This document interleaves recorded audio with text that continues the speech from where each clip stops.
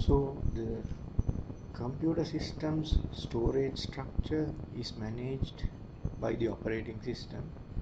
So the storage structure is actually a storage hierarchy.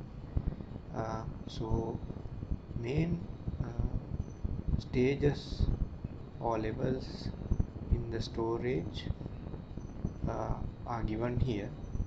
So main memory is the largest storage media that a CPU can access directly, and the secondary storage is the extension of non-volatile storage, where certain application programs uh, will be copied to the main memory when those application programs becomes uh, executed.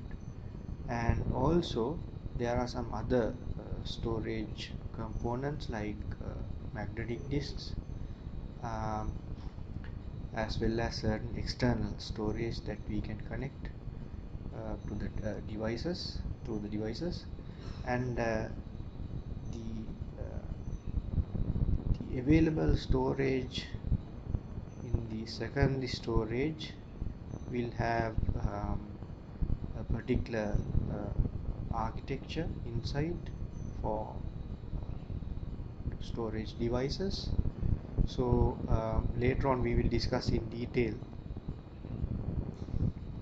in storage management what they are.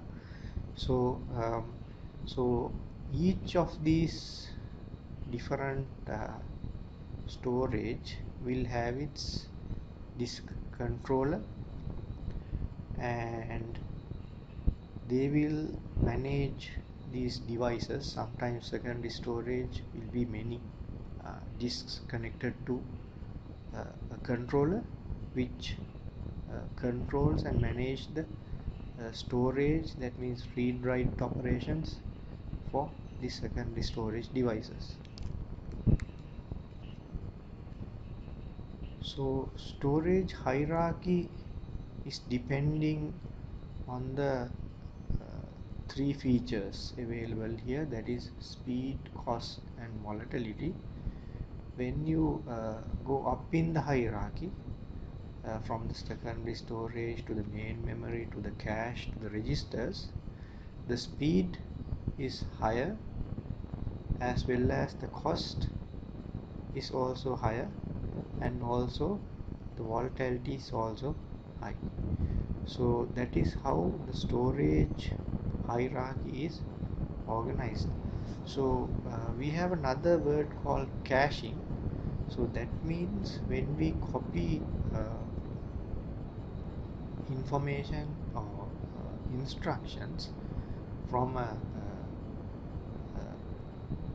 low speed storage to a high speed storage. So for an example, if we want to run a particular set of instructions, we copy the information from the main memory to the cache. So it's a faster storage when we consider main memory and cache. So this is the storage device hierarchy.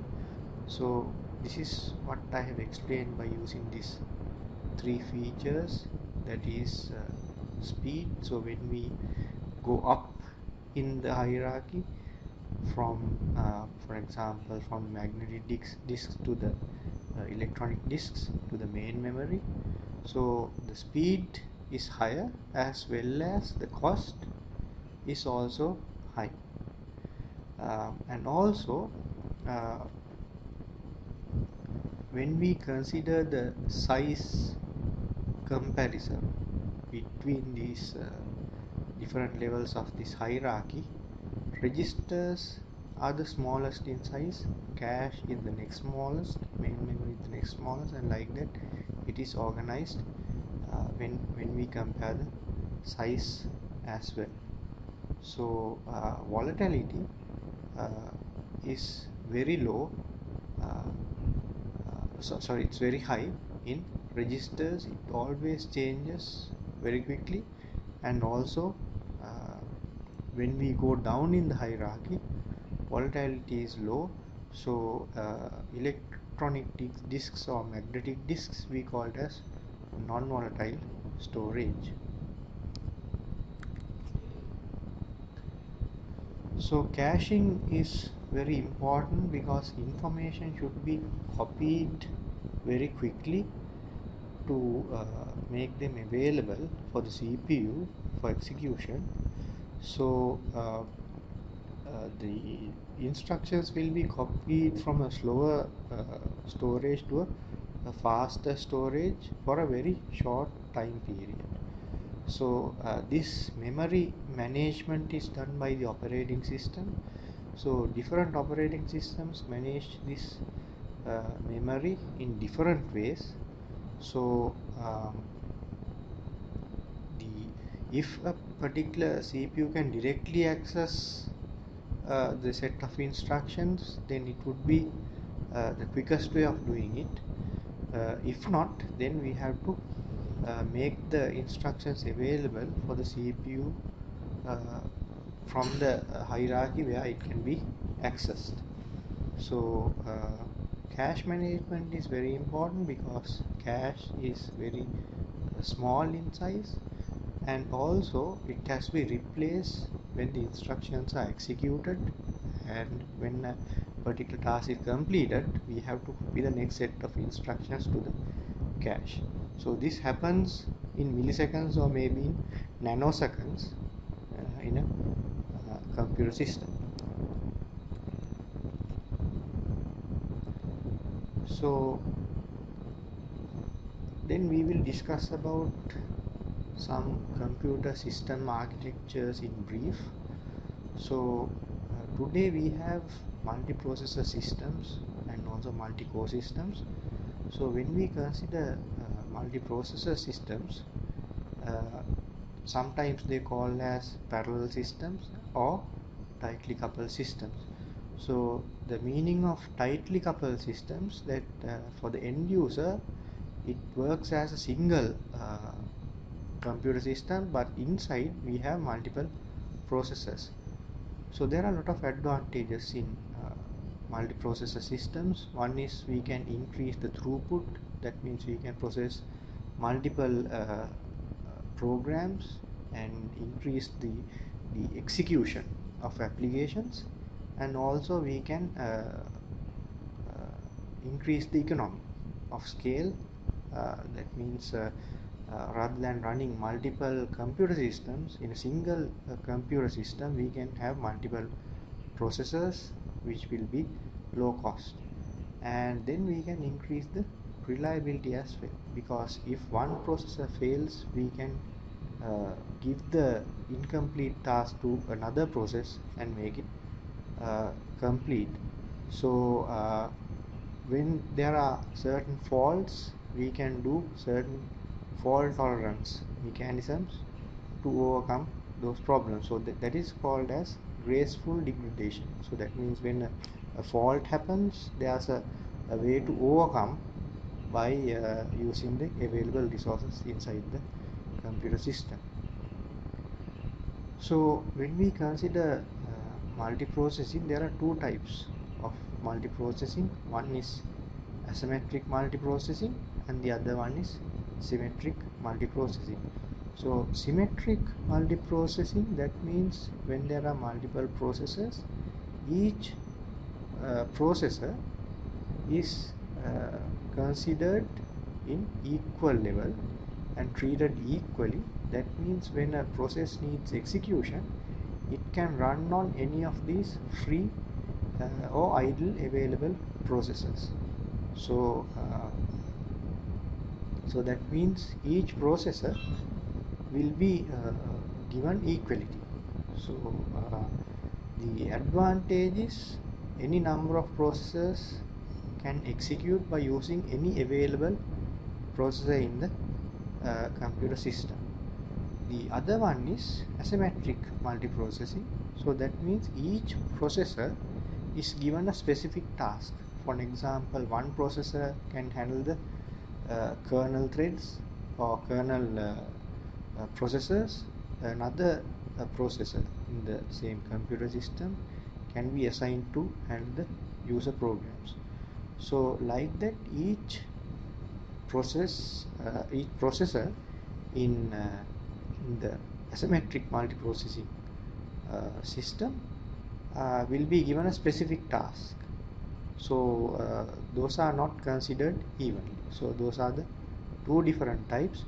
So there are advantages and disadvantages in both, because in asymmetric multiprocessing the processors are fixed. So if user programs are getting higher and higher, it cannot be shared by other processors because those are given specific tasks.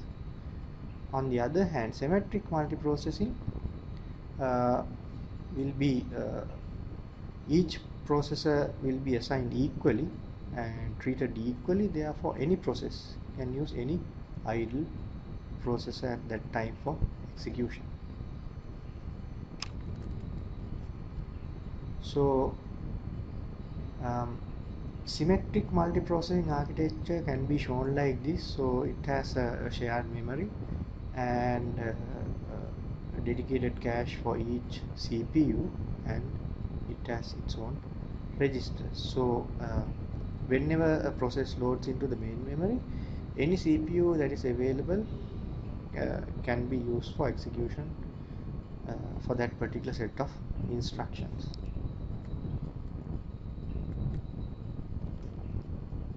So the modern computer architecture is based on this. We have multiple cores. So that means in a given single physical chip we have multiple cores. So today we have 8 cores, 16, 32, 64 and like that. So even some server processors will have 128 cores inside a single physical chip. So the hardware growth is very advanced, and it is happening rapidly in this computing industry.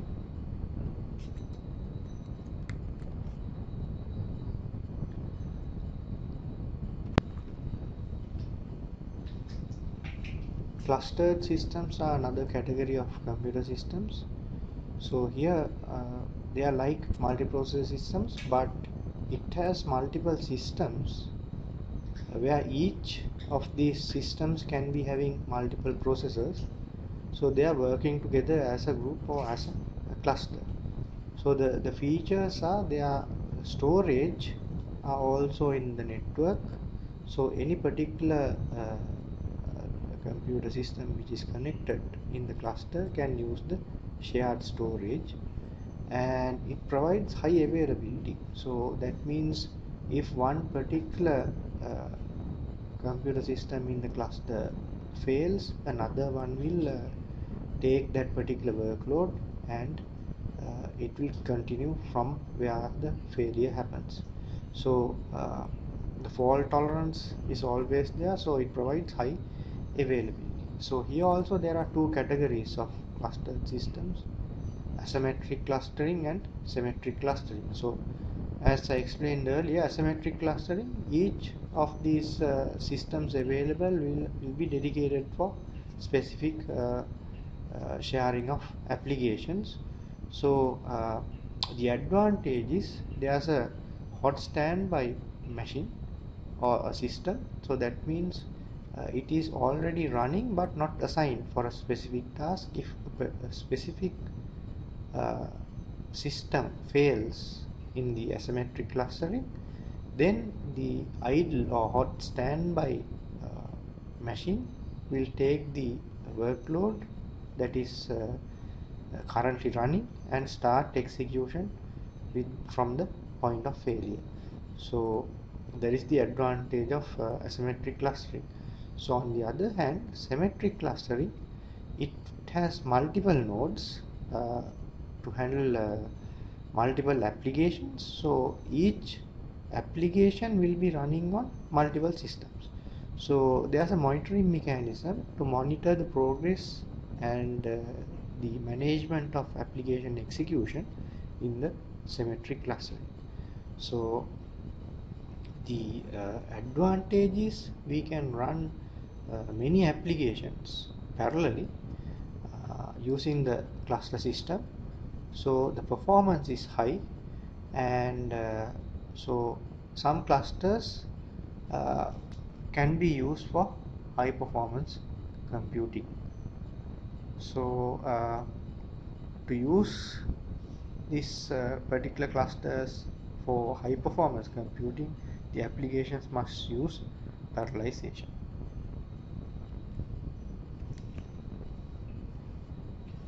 So the modern operating systems today will have these two features called multiprogramming and multitasking. So multi-programming means the operating system can run multiple programs, multiple applications.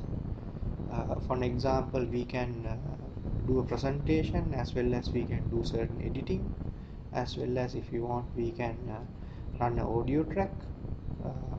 So like that, many tasks and many applications can be run in a single operating system. So the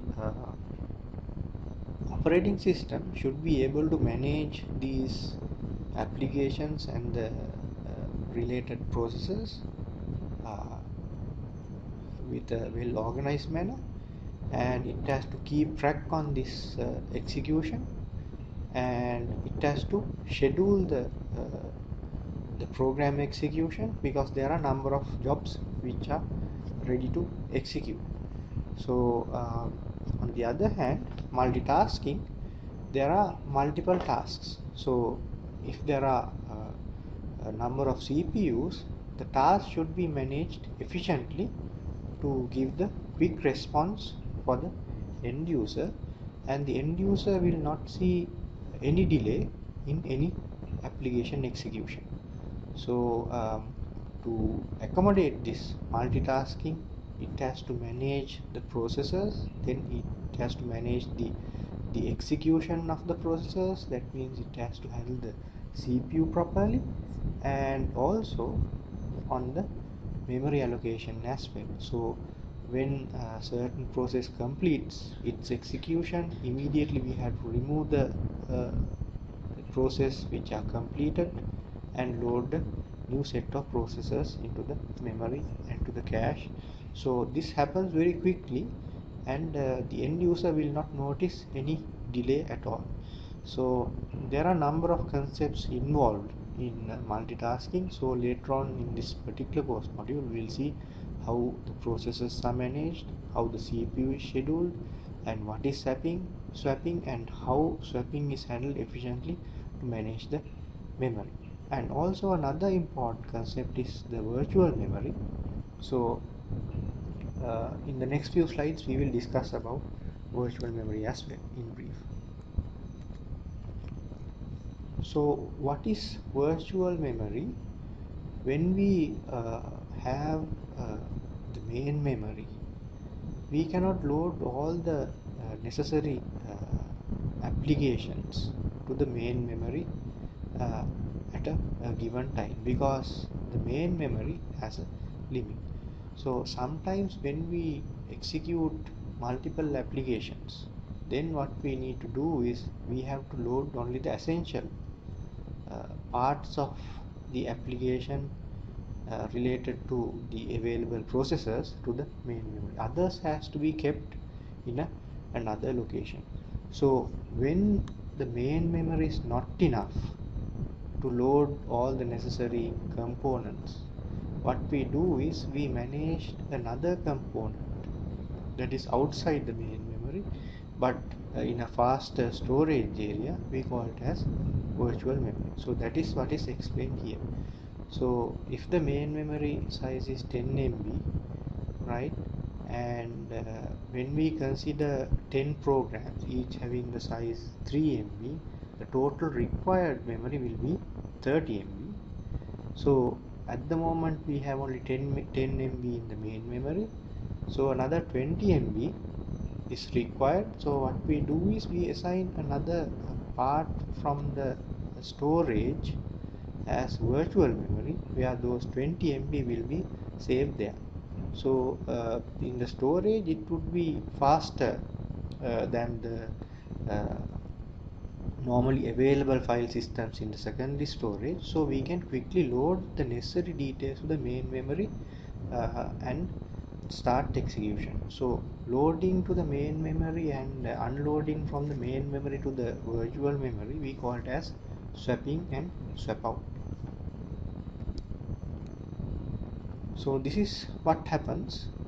So in the main memory we have to have the essential instructions to run the operating systems and also the multiple processors which are handling the multiple application execution.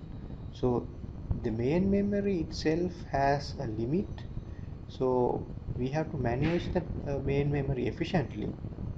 If the main memory gets exceeded, what we do is we unload the part of certain processors into the virtual memory and keep only the essential parts of processors which are necessary for execution. Whenever a particular space is available, then we can load the necessary instructions back again to the main memory. So loading the information or instructions from the virtual memory to the physical memory or main memory we call it as swapping, and unloading instructions from the main memory to the virtual memory we call it as swap out. So we will discuss about this particular mechanism and how it happens quickly and what are the efficient algorithms available in a separate chapter. So this is a sample memory layout when we consider an operating system that supports multiprogramming.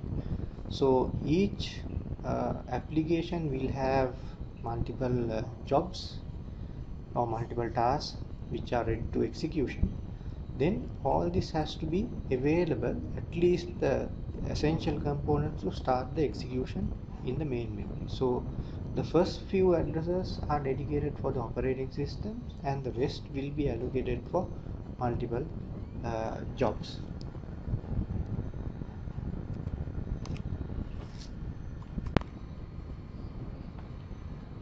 So the operating system's functionality is driven by interrupts. So I explained about interrupts in the previous lesson. So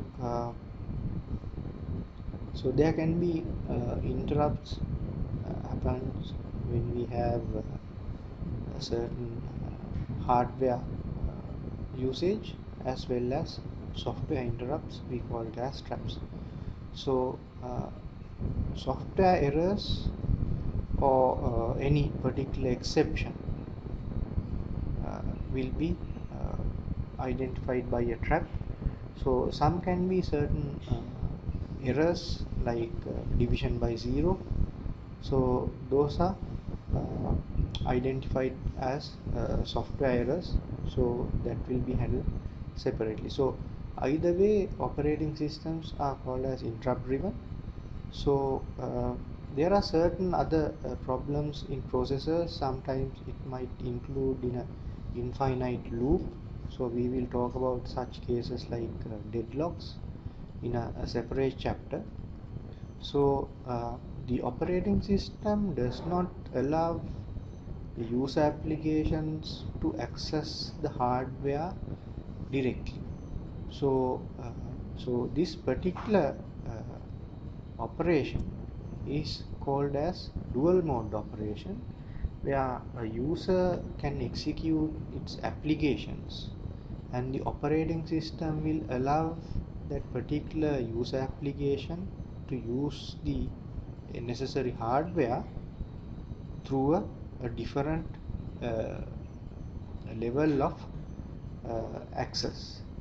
So users can work through the user mode and the operating system will have the privilege to execute the hardware, so that is called as kernel mode. So user mode and kernel mode are both available in the operating system. So sometimes the kernel mode is called as system mode, and the user mode is non-privileged.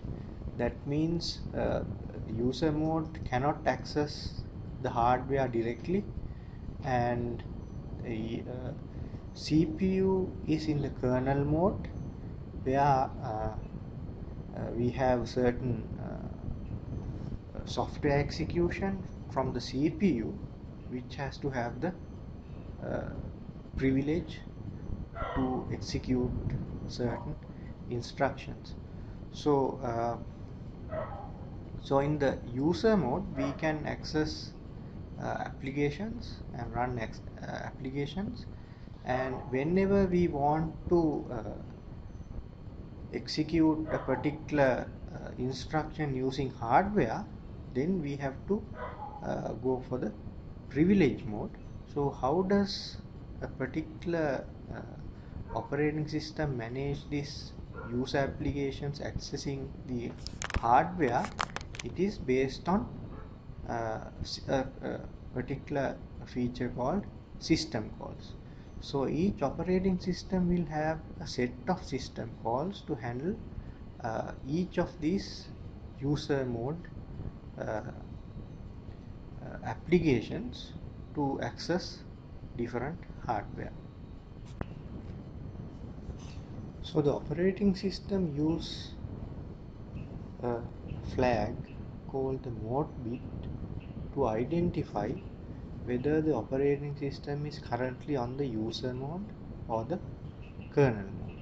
So the mode bit is very important. Then the operating system will identify that particular task is in the privileged or non-privileged mode. So based on that, it can get the access in either user level or on the kernel level.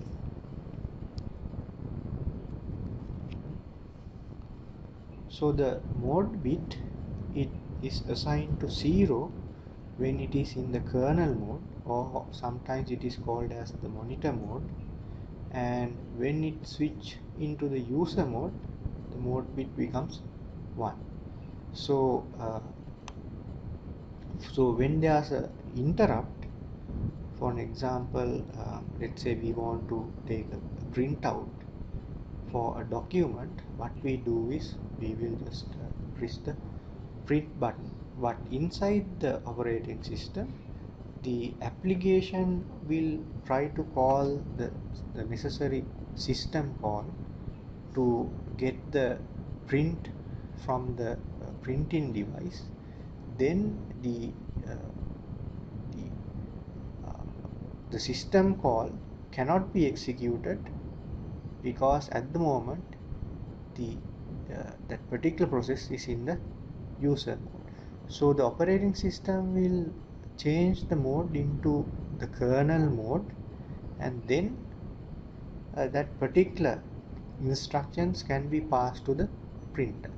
So then we can take the necessary instructions through the printer, take the printout. So after taking the printout, interrupt will be called. That means that the printing job is over. Then again the mode bit will be changed back to the user again. So it will be 1 again. So that is how this mode bit is getting changed uh, when we have certain tasks and in different execution levels.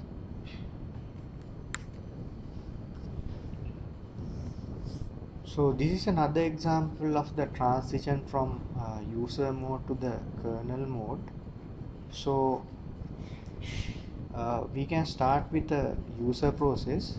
When the user process needs execution, so what happens is it calls the system call, and to execute the system call, the user mode should be changed into the kernel mode. So the mode bit will be changing from 1 to 0, then we can execute the instructions in the kernel mode, and after completion then there will be a interrupt call saying that the process is completed or execution complete.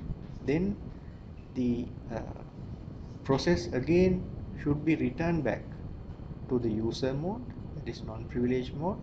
So the mode bit will be changed from 0 to 1. So that is the actual operation and the transition from user mode to the kernel mode, and from the kernel mode to the user mode again in different levels of operation inside the operating system. So you can try a question. So the user needs to save a file called mydoc to the hard drive. So you can illustrate how the dual mode operation works with the relevant system call and the change of the mode bit.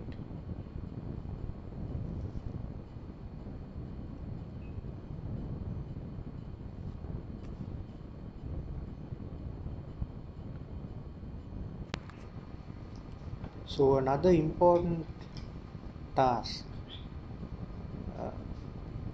in the operating system is to manage the processors. So a process is a program in execution.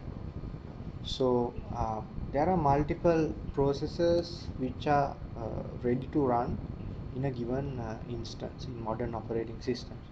So sometimes there can be hundreds of processors which belongs to different applications which are ready to execute. So the process needs resources, so it needs execution, that means it needs a CPU. So the process needs to load it to the memory, so it requires memory space. Sometimes it requires certain input output operations like taking a printout or display the information to the screen, and certain files are also associated with a particular process.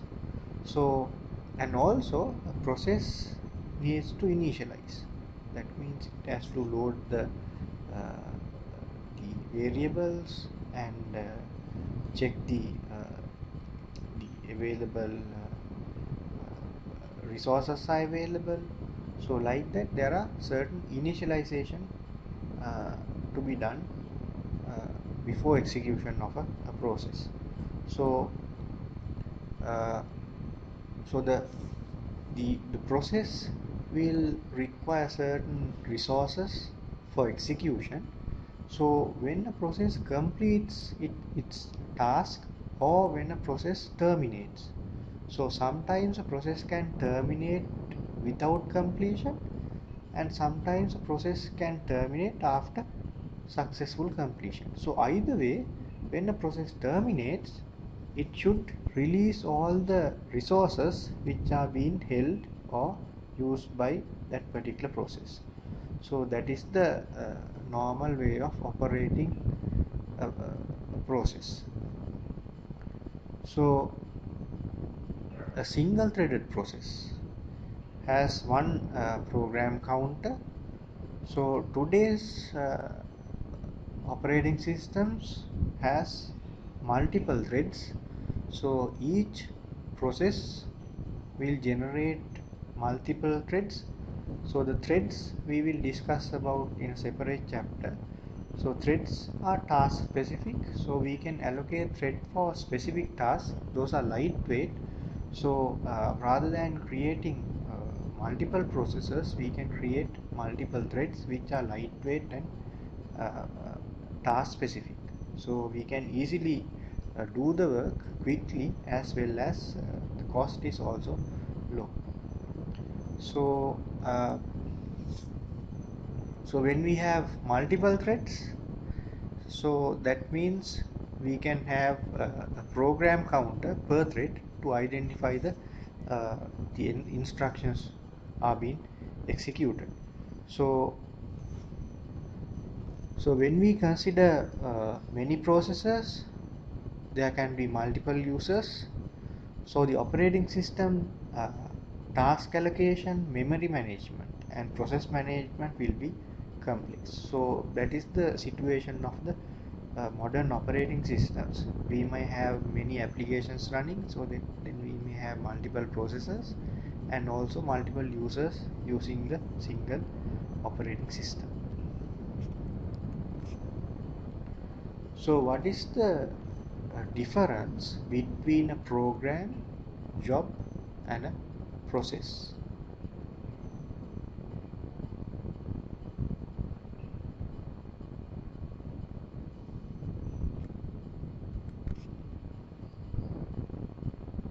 So a program is non-active, so that means when it is residing on the computer, so it's passive. So passive version is called as a program. When the program is selected for execution, then it becomes a job. So when the job starts its execution, then it becomes a process. So that is the difference. So normally in some textbooks you might see a job and a process can be used simultaneously in certain textbooks, but this is the actual difference.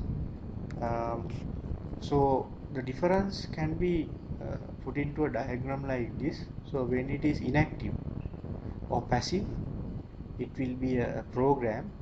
When it becomes uh, ready to execute, it becomes a job, and then it will be loaded to the main memory, and from the main memory it will start running and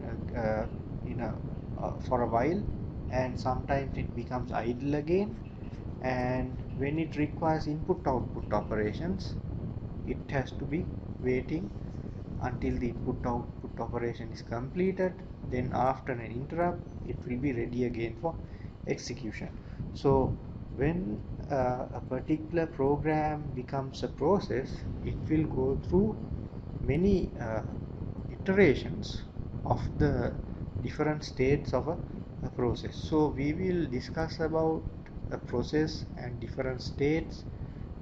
So how a process communicates between processes in detail in the third chapter. So for now you need to remember is a program is the passive version. Then when a program is selected for execution, it becomes a job, and when a program is in execution, it becomes a process. So a process will directly not use the CPU instantly and complete.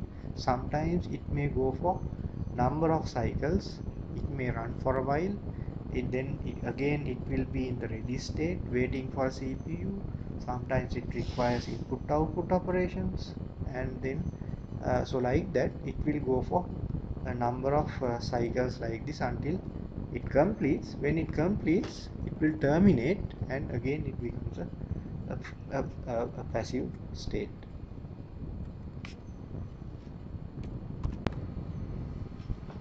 So these are the main process management activities.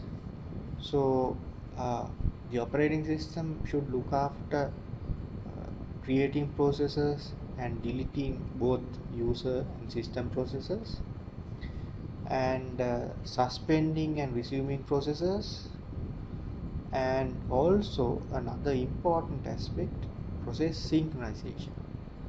So we will discuss about process synchronization in a separate chapter, because that is very important, because modern operating systems will have this particular feature of processors executing parallel.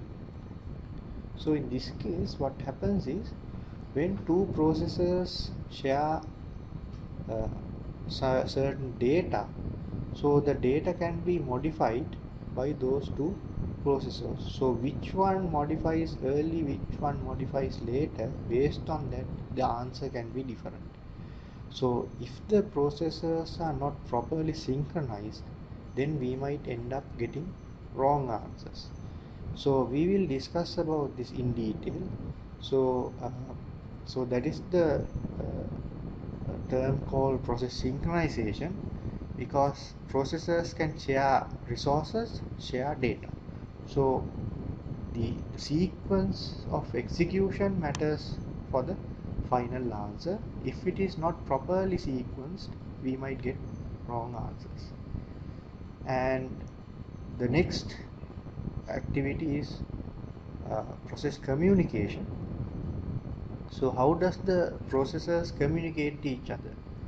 So sometimes we need to pass certain important variables from one processor to the other process. So in that case, so how does the two processors communicate? So that is called as inter-process communication. So we'll see how inter-process communication happens and what are the available mechanisms inside the operating system. And another activity is when the system is in halt, we call it as a deadlock. So no progress, everything is getting stuck, and the operating system is at a halt. So how does an operating system handle that type of a situation? So in process management, we will cover the available activities, inter-process communication separately in a chapter, process synchronization in a separate chapter, and deadlocks in a separate chapter. So you can see how process management is why process management is important to an operating system.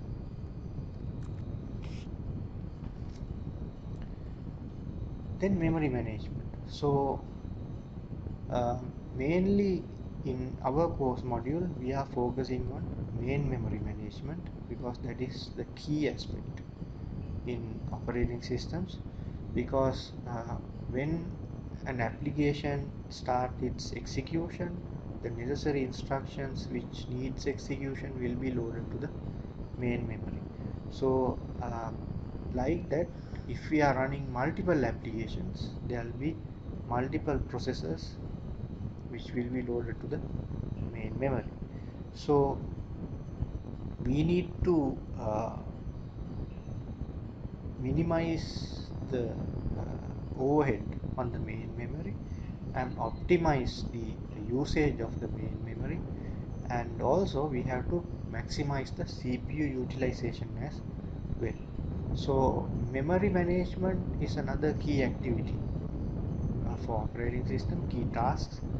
So we have to keep track of which processes are being loaded to the main memory, and what are the current instructions which are executed, and which processors should be kept in the memory, which should be taken out of the memory.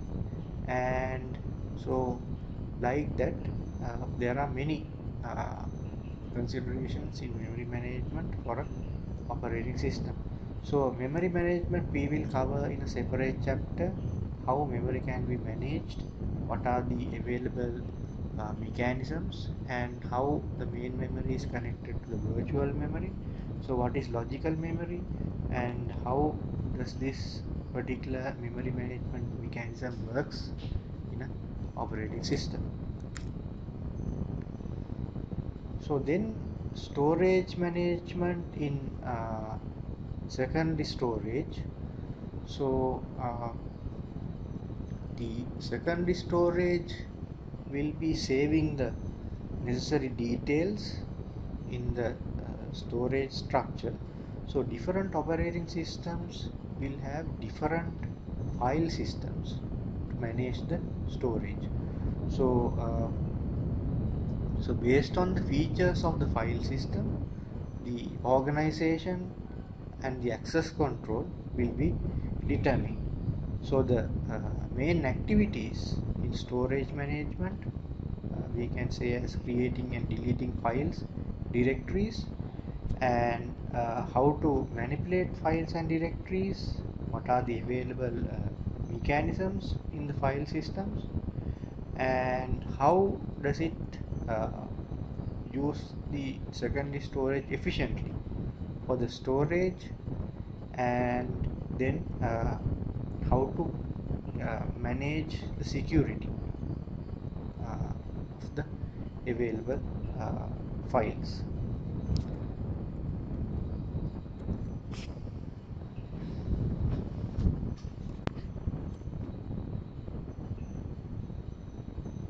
So in mass storage management, the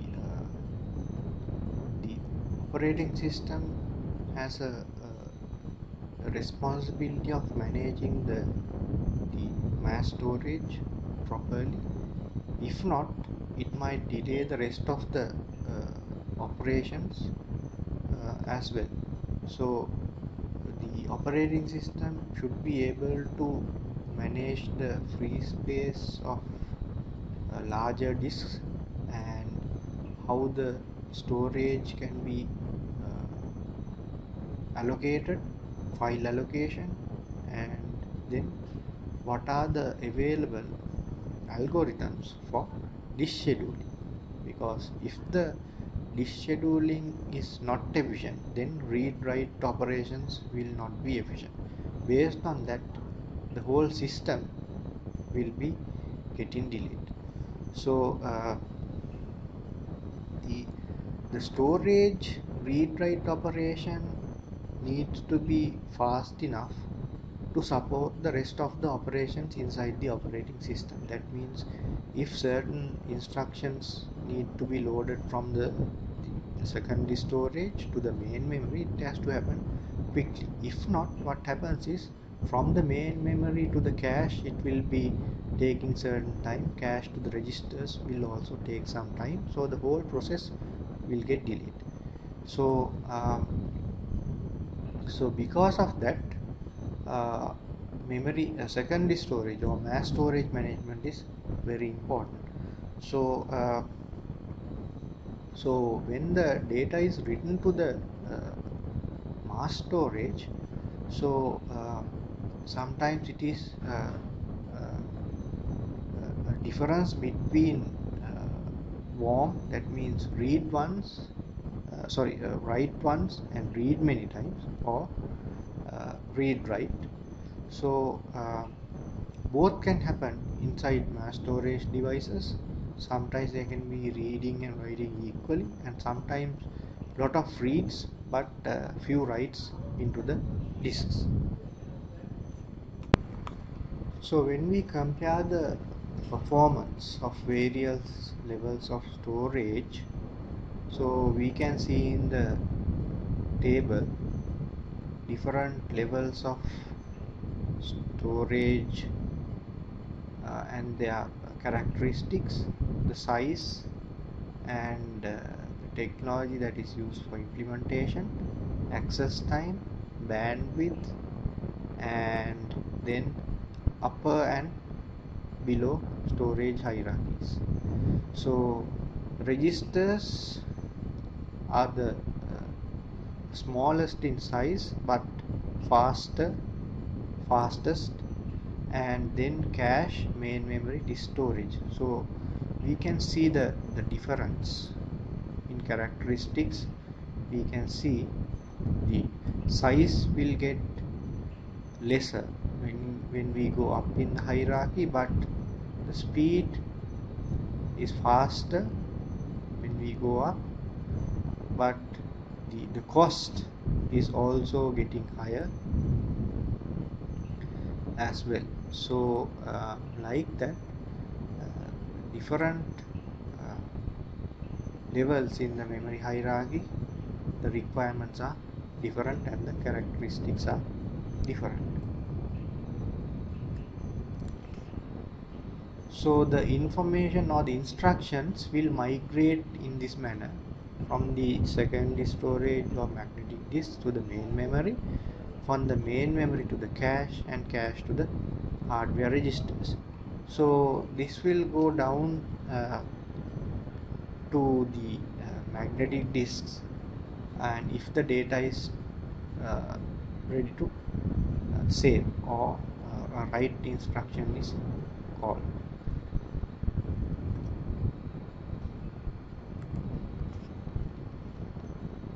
So the operating system should manage the input output subsystems as well.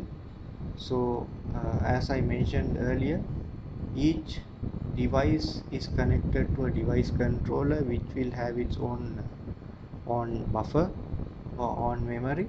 So it has to be managed by the uh, operating system as well. So it requires proper transfer of data. We call it as caching, and also we have to manage the available jobs related to each application and when they start execution, and also each particular input output device might get number of jobs by itself. So how it is executed, how it is managed will be also overlooked by the operating system.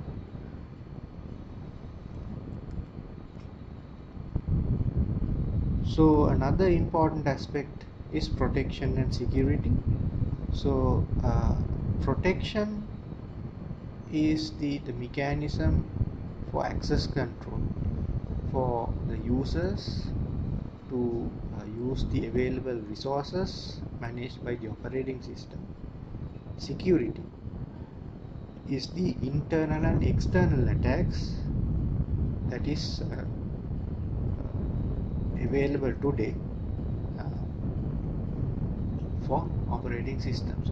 So when we consider the security, there are a number of different types of attacks, internal and external.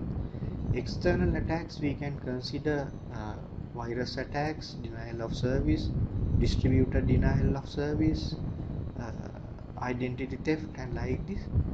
Internal attacks are from the users, so we have to protect each user's details, private data, and make them isolated.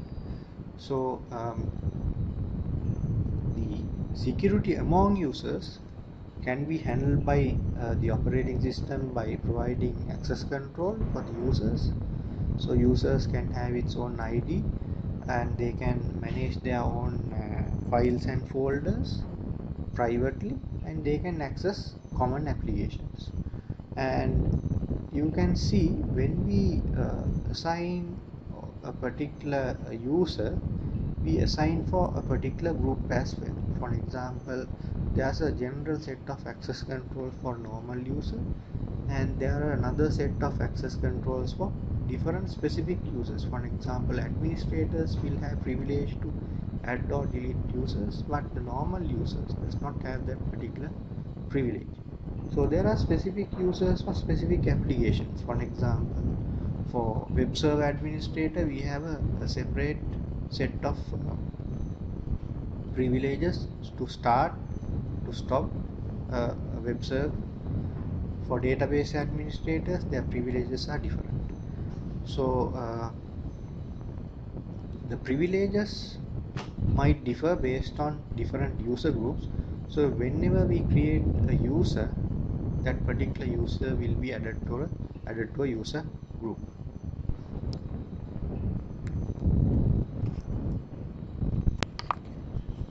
So there are different computer environments that we can consider. So traditional computer environments, which are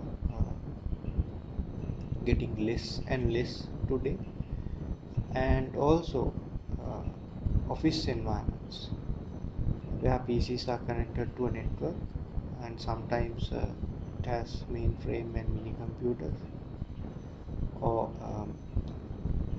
we can have as client computers, or sometimes it might work using portals which are connected and shared resources. And there can be home networks where we have single systems connected through modems, and uh, sometimes you may have firewalls and protected each other. So in client server computing, the in certain context, it is easier to maintain the client server architecture. So we have a high-end server where it keeps all the necessary applications and the processing. Then we have the clients, we call it as thin clients, where the client processing power is less because the server will provide all the necessary resources for processing and execution of applications. So there's a high availability of network requirement for this particular uh, architecture, because thin client requires a lot of uh, information and processing to be done from the server and get the data to the client. So that is one particular environment that is emerging today. We call it as thin client. So it's a computer but with low number of resources, and we maintain a server, a comprehensive server with all the necessary requirements to support all the thin clients. So peer-to-peer computing is another way of communication. So this works as a distributed system where peers are connected to each other to share certain resources as well. And so here uh, the network allows peers to join uh, by doing certain identification from one peer to the other by looking at a particular service which is available. So how does a particular peer identifies another peer and the services it provides through a discovery protocol? So there are certain peer-to-peer applications which enables us to share certain uh, data through a network. So today's trend is going for web-based computing, and we call it as ubiquitous computing. That means wherever we have the network connectivity, whenever we want, we can connect and do the necessary work online. So most of the services are provided online, and we can just connect it to the network and get the necessary services. So the devices should not be filled with the necessary hardware, because the processing and the computation can be done with the services provided by other computers, other powerful computers. So we can just get the results or the processed data. So in this case it requires certain load balancing techniques, because the number of users connected will be large in this particular aspect or in this particular category. So and also the variety can be different as well. Some might connect using different operating systems, so all of them should be treated accordingly to give the necessary service. So there's a term called open source operating systems. I think we have already heard about this. So this is not a new thing. So some actually open source as well as freely available. So these particular operating systems are distributed under GPL public license. So that means we can uh, download a free operating system, do certain modifications, and even resell this. But the original source code should be delivered with the particular product.